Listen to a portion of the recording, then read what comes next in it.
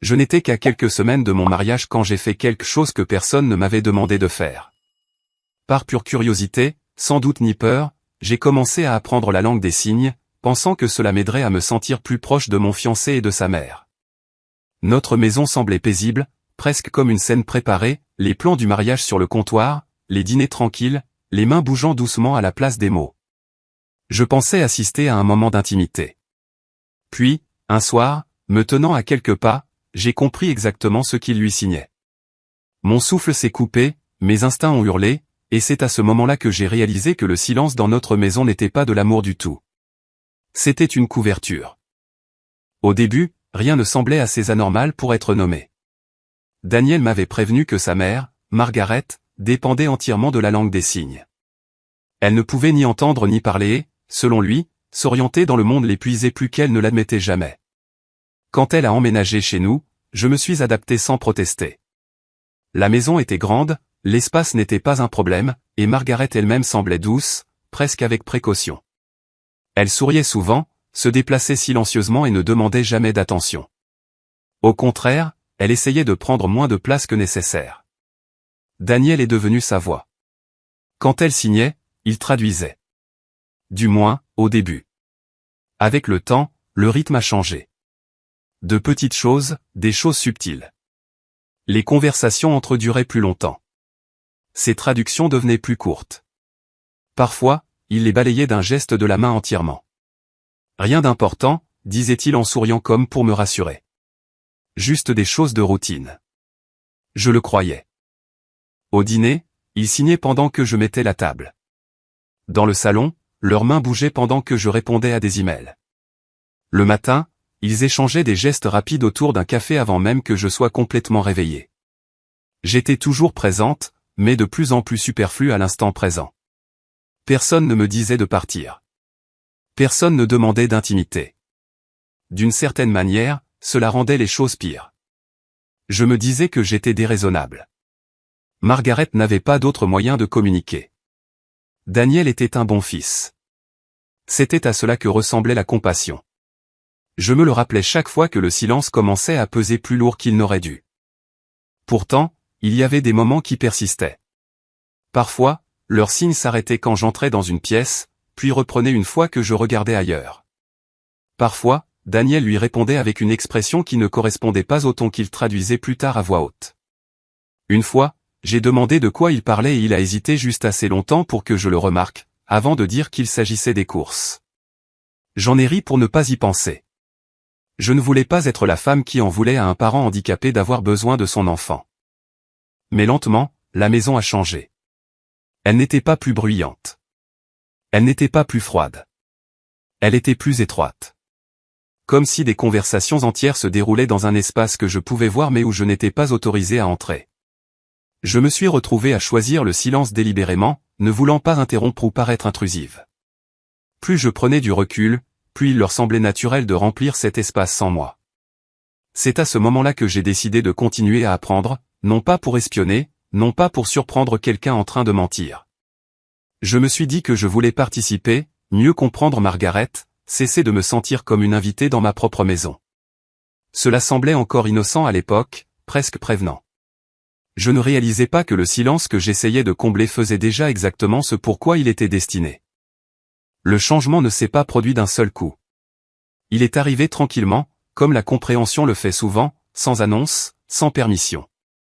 À ce moment-là, apprendre la langue des signes était devenu une partie de ma routine. Je m'entraînais dans de courts moments, répétant les mouvements dans ma tête en attendant que les réunions commencent, traçant des formes dans l'air quand j'étais seul. Je ne me suis pas précipité. Je n'essayais pas de devenir bilingue du jour au lendemain. Je voulais seulement comprendre assez pour me sentir incluse, pour combler le fossé invisible qui s'était formé à l'intérieur de ma propre maison. Cet après-midi-là ne semblait pas différent des autres. Les détails du mariage étaient ouverts sur le comptoir de la cuisine.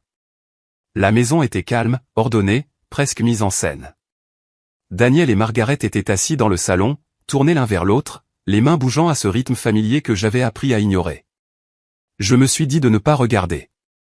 Je me suis dit que ce n'était pas ma place. Puis une phrase a attiré mon attention. Pas une phrase complète, juste un fragment. Un mouvement que j'ai reconnu avant que mon esprit ait eu le temps de s'y préparer. J'ai arrêté de marcher.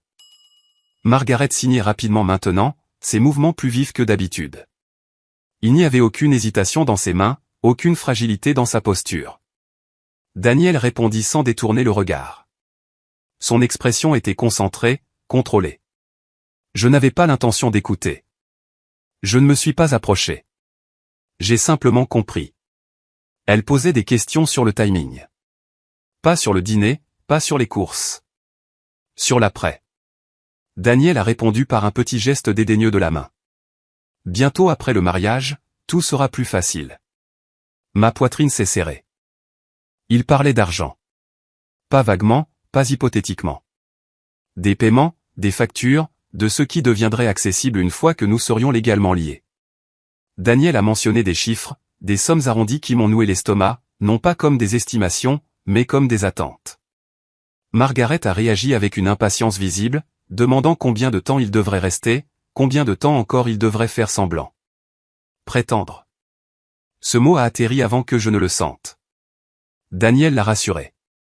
Il a signé que je lui faisais confiance, que je ne remettais pas les choses en question, que la maison, les comptes, les engagements, tout se mettrait en place une fois les papiers signés. La bouche de Margaret s'est courbée en un sourire que je n'avais jamais vu auparavant. Pas doux, pas poli. Satisfait. Puis elle a signé quelque chose qui a fait rire Daniel. J'ai compris cela aussi. Elle faisait référence à leur arrangement, à sa crédibilité, à la façon dont le silence rendait les gens négligents. Elle a signé quelque chose qui impliquait un partenariat, une stratégie. Mon corps a réagi avant mon esprit. Je me suis figé. Pas de façon dramatique, pas de façon visible. J'ai simplement cessé d'exister dans l'instant. Mes mains sont devenues engourdies. L'air semblait trop rare. Le temps s'est étiré, suspendu entre une respiration et la suivante. J'étais debout dans la même pièce, dans ma propre maison, regardant l'avenir que j'avais accepté s'effondrer en silence complet. Daniel a levé les yeux à ce moment-là et m'a remarqué. Instantanément, ses mains ont cessé de bouger. Son visage s'est adouci en quelque chose de familier, de répété. Il a parlé à voix haute, nonchalamment, me demandant si j'avais besoin de quelque chose. Margaret s'est tournée et m'a souri, avec la même expression prudente qu'elle portait toujours. Je me suis forcé à bouger. J'ai hoché la tête. J'ai dit que j'allais bien. J'ai pris un dossier sur la table, mes doigts stables malgré le bruit assourdissant dans ma tête. Je suis parti sans me presser, sans regarder en arrière. Ce n'est qu'une fois la porte de la chambre fermée derrière moi que je me suis permis de respirer. Le mariage n'avait pas changé. La date n'avait pas bougé. Tout le monde croyait toujours à la même histoire. Mais je savais alors que ce que je venais de comprendre n'était jamais destiné à être entendu par moi. Et cette compréhension a tout changé. Je ne l'ai pas confronté. C'était la première décision que j'ai prise après que le choc ait relâché son emprise. Je me suis assise sur le bord du lit, les mains jointes sur mes genoux, fixant le vide tandis que mon esprit bougeait avec une clarté brutale. La confrontation aurait été satisfaisante pendant exactement 3 secondes. Après cela, elle aurait été dangereuse. J'ai compris cela instinctivement. Quoi que Daniel et Margaret préparaient, ce n'était pas impulsif. C'était structuré, chronométré, et s'ils réalisaient que je savais, ils ne paniqueraient pas, ils s'adapteraient. Le silence, ai-je réalisé, n'était plus une faiblesse. C'était une couverture. J'ai rejoué la conversation dans ma tête, non pas émotionnellement, mais stratégiquement. Ce qu'ils supposaient, ce qu'ils croyaient contrôler, ce qu'ils pensaient que je ne comprendrais jamais. Leur confiance venait d'une chose, l'asymétrie. Ils avaient des informations que je n'avais pas, ou du moins le croyaient-ils. Ce déséquilibre était la seule raison pour laquelle ils étaient assez audacieux pour en discuter ouvertement dans ma maison, avec moi debout juste là. Si je brisais cette illusion trop tôt, je perdrais le seul avantage que j'avais. Alors, j'ai choisi de me figer extérieurement et de réfléchir intérieurement. Au cours des jours suivants, je suis devenue exactement celle qu'ils attendaient. Calme, agréable, concentrée sur les détails du mariage. J'ai posé des questions sur les plans de table.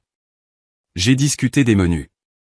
J'ai souri quand Daniel a traduit les commentaires inoffensifs de Margaret et j'ai hoché la tête quand il a dit qu'elle était juste fatiguée. Rien dans mon comportement ne suggérait que quelque chose avait changé. À l'intérieur, tout avait changé. J'ai commencé à prêter attention aux schémas plutôt qu'aux sentiments. Quand ils parlaient, ou, ce qu'ils évitaient de discuter à voix haute, quel sujet rendait Daniel plus attentif, plus contrôlé. J'ai remarqué à quel point les signes de Margaret changeaient de ton selon que j'étais dans la pièce ou non.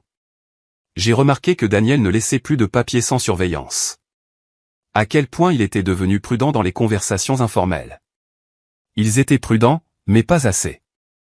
Le fait de m'être figé m'avait fait gagner du temps, et le temps m'a apporté la clarté. J'ai compris alors pourquoi réagir immédiatement m'aurait tout coûté. La colère m'aurait rendu prévisible. La peur m'aurait rendu négligente. Le silence m'a gardé invisible. Tant qu'ils croyaient que j'étais inconsciente, ils continueraient exactement comme ils étaient. Ils feraient des plans en supposant que j'étais toujours la même femme qui leur faisait confiance. Cette supposition était leur erreur. Je n'étais pas encore prête à agir. Pas publiquement, pas de manière décisive. Mais j'ai commencé à me positionner pour le moment où je le serais. J'ai revu les engagements que j'avais reportés. J'ai discrètement revérifié les limites que j'avais assouplies pour la paix. J'ai pris des notes mentales de ce qui pouvait être des faits et de ce qui ne le pouvait pas. Pour la première fois depuis que j'avais appris la vérité, j'ai ressenti autre chose que le choc, le contrôle. Le fait de rester figé ne m'avait pas piégé. Cela m'avait protégé. Cela a empêché le danger de me voir clairement pendant que j'apprenais à bouger sans être vu. Et tant qu'ils continuaient à parler librement dans leur silence emprunté, ils ne réaliseraient jamais que la personne autour de laquelle ils planifiaient n'existait plus. Je n'avais plus besoin de réponse. J'avais besoin d'un levier. Alors, j'ai continué à jouer mon rôle. Je suis resté agréable, prévisible. J'ai laissé Daniel croire que le mariage avait toute mon attention pendant que je déplaçais discrètement la mienne ailleurs. La clé n'était pas la vitesse, c'était l'enchaînement. Un mauvais mouvement hors de l'ordre les alerterait. Je ne pouvais pas me le permettre. J'ai commencé avec ce qui était déjà à moi, non pas de manière dramatique, mais méthodique. J'ai revu les engagements que j'avais pris à la hâte par confiance. J'ai ralenti les processus qui n'avaient pas besoin d'être immédiats. J'ai revérifié les arrangements qui deviendraient permanents après le mariage et j'ai posé des questions neutres qui semblaient pratiques, pas suspectes. Chaque étape était assez petite pour être invisible seule. Ensemble, elles ont changé le paysage.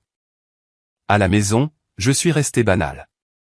Je ne regardais pas quand Daniel et Margaret signaient. Je n'interrompais pas. Je ne demandais pas de quoi ils discutaient. Cette retenue était importante. Elles maintenaient leur confiance intacte. Ils continuaient à parler librement des paiements qui seraient plus faciles à gérer plus tard, des factures qui n'importeraient plus une fois les comptes partagés, de la nature temporaire de la situation. Ils parlaient comme des gens qui comptaient déjà de l'argent qui n'était pas encore le leur. Je les ai laissés faire. Au lieu de réagir, j'ai documenté les schémas, le timing, la fréquence, la façon dont le ton de Daniel se durcissait lorsque le sujet dérivait vers les échéances, la façon dont l'impatience de Margaret faisait surface chaque fois que les plans n'avançaient pas assez vite.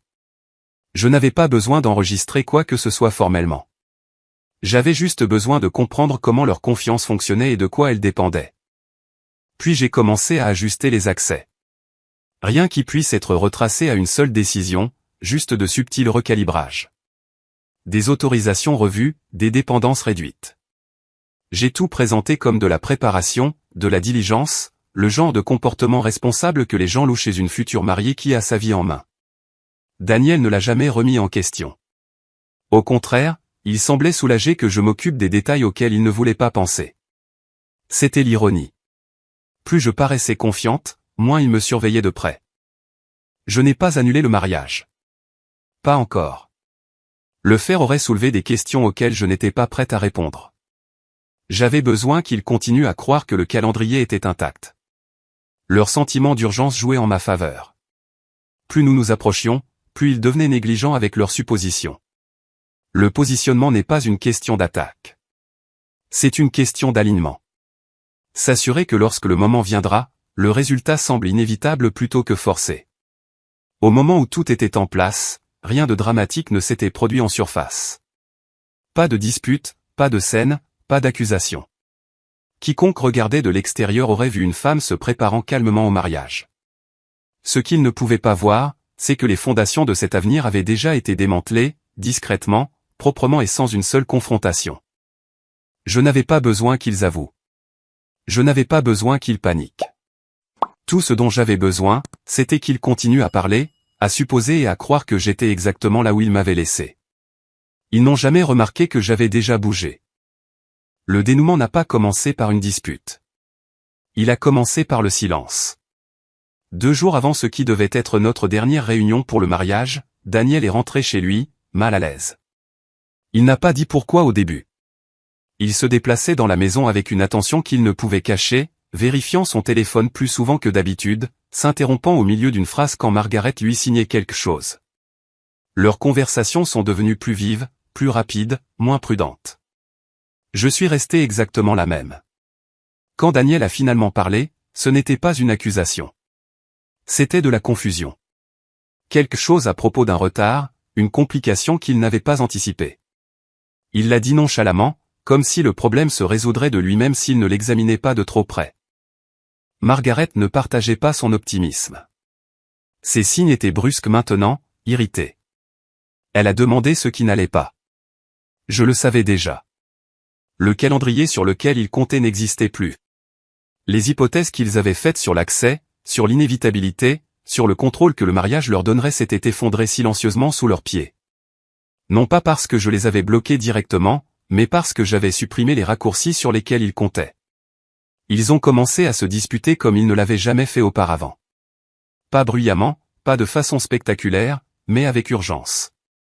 Leur certitude avait disparu, remplacée par des recalculs. Margaret pressait Daniel de la rassurer. Il ne pouvait pas. Daniel, pour la première fois, n'avait pas de réponse prête. Le mariage n'a pas été annulé en un seul instant. Il a été mis en attente. Les rendez-vous ont été reportés.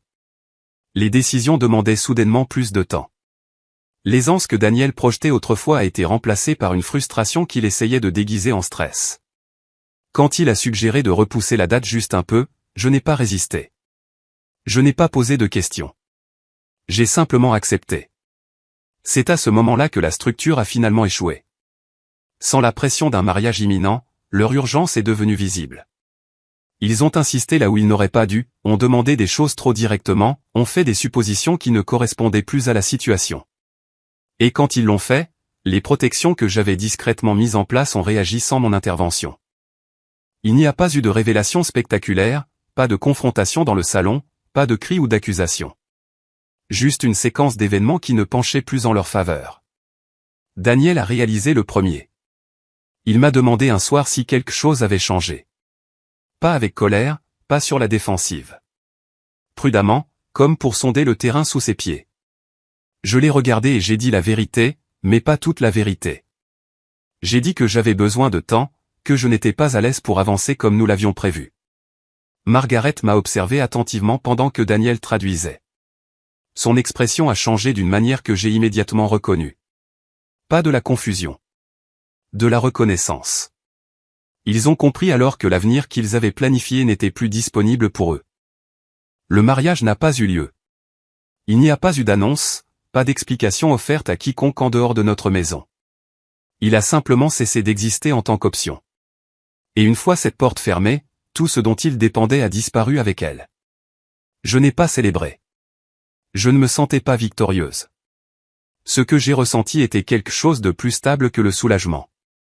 La certitude qu'ils avaient échoué, non pas parce que je les avais combattus, mais parce que j'étais sorti du rôle qu'ils avaient besoin que je joue.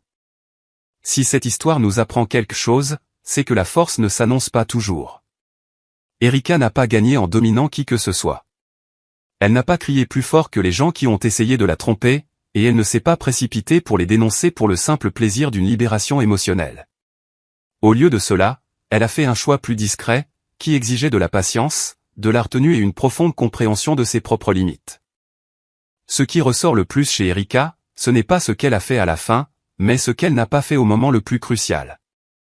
Elle n'a pas laissé le choc se transformer en panique.